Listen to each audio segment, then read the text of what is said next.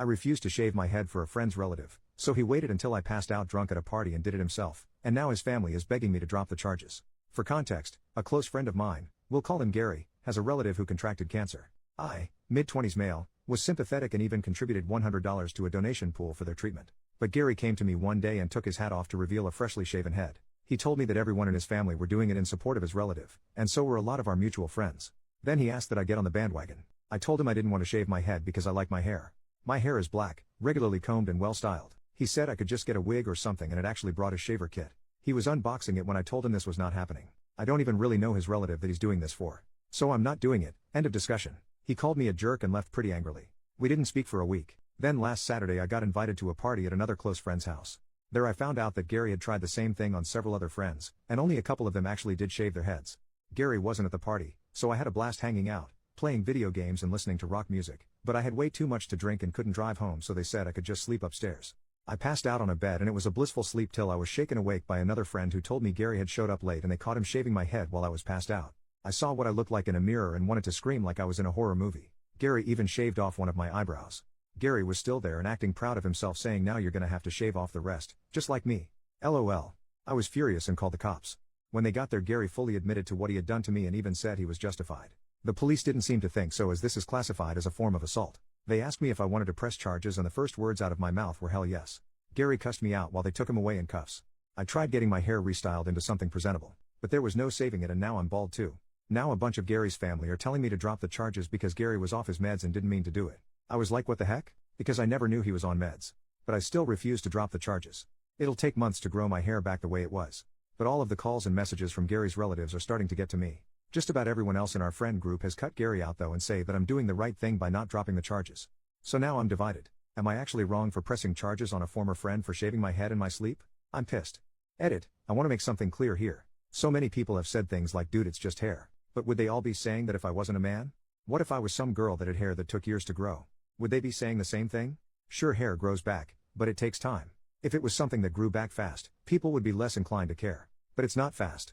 It takes months. And for some who had long hair, years. That's a lot of time wasted growing.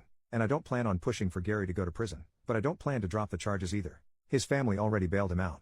And while I didn't know he was on meds, I knew he had quite the temper, and even an entitled attitude at times. One example being a lunch where he wanted us all to combine the check and split it evenly. He got the most expensive thing on the menu. I got a cheeseburger. When we all said no, Gary went off on us for not being good friends. He's always been a jerk when he doesn't get his way, and I've only known him for like 3 years. This incident was the last straw for not just me, but a lot of other mutual friends. As for the charges, I don't want to send Gary to prison, but I would like him to get some therapy and community service.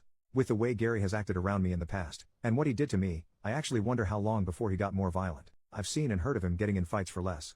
Edit number 2. I've gotten many comments from people saying you're the jerk. He has cancer. If you actually read what I posted, Gary is not the one with cancer. A relative of his I don't know does, and no, I don't know what kind of cancer. Gary didn't elaborate.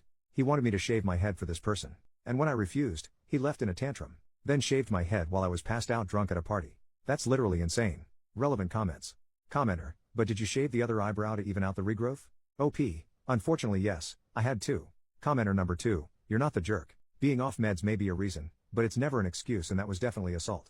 In fact, if you haven't already told the police, make sure they know that Gary previously asked you to get on the bandwagon, said he'd shave it for you while unpacking his equipment, but you refused and he verbally assaulted you. He knew you didn't and wouldn't consent, but did it anyway while you were unconscious.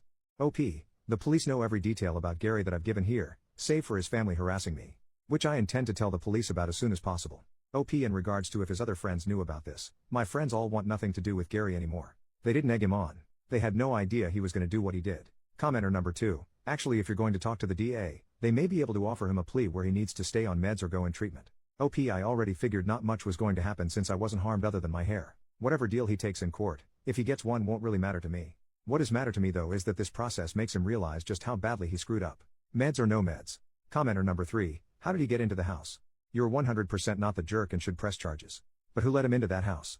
It was someone else's place, and I am assuming he either came in super late or early in the morning. The reason I am asking is that in addition to Gary, someone let him into the house, and I would be interested to know the reasoning. OP, Gary got in because they let him in. They figured his tangent about hair was over. He tried to convince a bunch of them to shave their heads like he did to me. And none of the people there let him do it. My guess is he singled me out because I was passed out. If not me, it could have been anyone else there if they'd passed out drunk instead. Update, 1 year later, a friend of mine just showed me a video yesterday in which my old post had been read.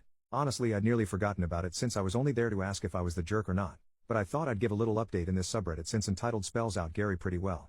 Other than the shaving incident, he tried to get us to partially pay for his food multiple times by combining the check and dividing it equally when he always got the most expensive thing on the menu, and once even pulled the I forgot my wallet bit. He was described as a neckbeard by multiple people, including women he flirted with. He tried to get a married neighbor woman that was older than him to have an affair with him, and then later egged her apartment door when she refused. That one I only learned about a couple months after my original post. And no, Gary never saw consequences for doing that.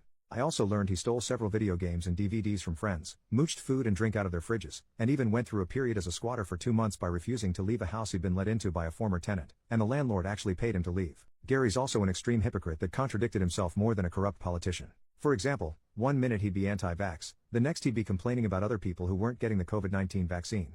Pretty sure he never got it too. I can't believe I ever had any sympathy for this man. To recap a bit, I mentioned that Gary's family harassed me and tried to make me drop the charges. I not only didn't drop the charges, but I reported the harassment to the police. Only problem is it didn't bloody stop. In fact, it got worse. Mainly from Gary's mother, whom I can see where Gary got his charming personality from. She showed up to my apartment a couple of weeks after the shaving incident to scream at me that I knew nothing about what they were going through. And a little hair wasn't a big deal. I told her my hair was a big deal to me. And what Gary did was inexcusable. Well, that earned me a slap on the face, followed by a swift kick to the nuts, followed by a few more kicks to my body after I went down. It was all recorded by a camera that I had watching the front door.